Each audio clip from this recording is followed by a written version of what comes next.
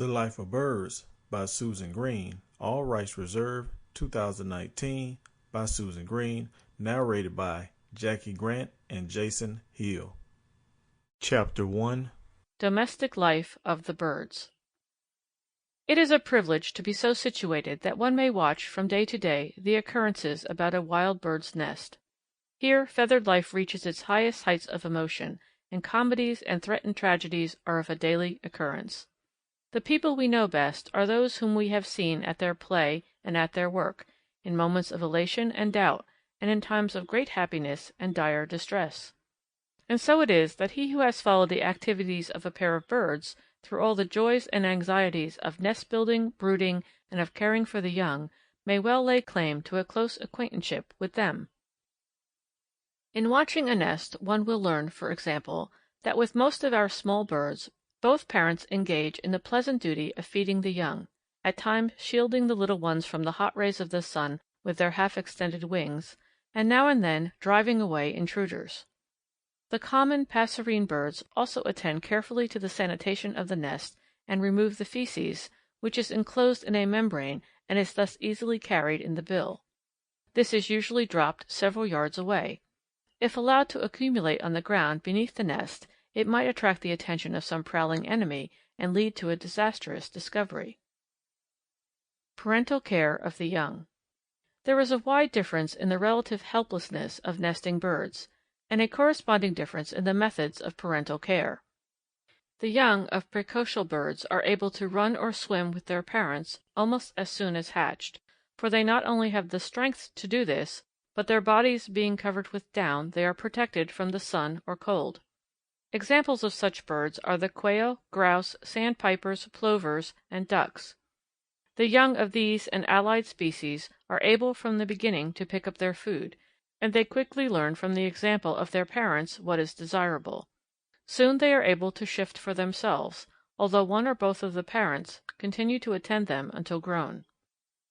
With the altricial birds the young are hatched in an absolutely helpless condition, being both blind and naked, and it is necessary that they be fed by the parents, not only while occupying the nest, but also for several weeks afterward. To this group belong most of the small birds we are accustomed to see about the house. When newly born, the food they receive is first digested in the crop or the stomach of the parent, from which it is regurgitated into the mouth of the young. Flickers, hummingbirds, doves, and some others continue to feed their young in this manner, but usually the method soon gives way to that, more commonly observed, of simply supplying soft-bodied insects which have been captured and killed but not eaten. In the case of pelicans, cormorants, and ibises, the young thrust their bills far down the throats of the parents to procure the regurgitated food.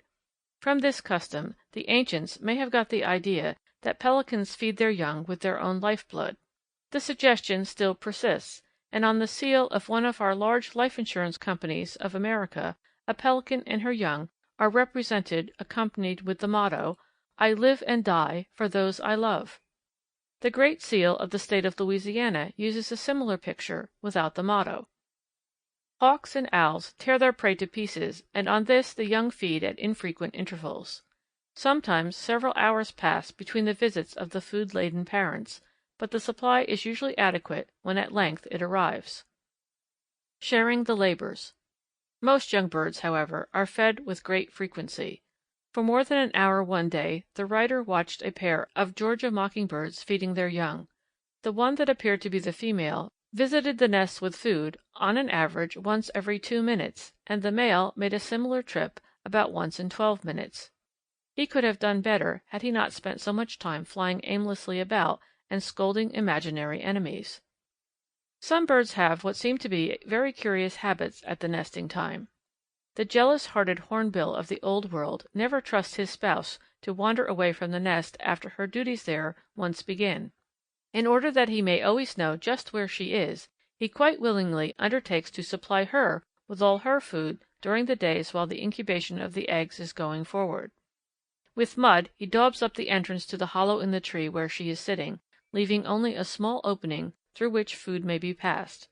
When the mud has dried it becomes very hard, and the patient mate is an absolute prisoner until the day comes when she passes the word to her lord that the eggs have hatched.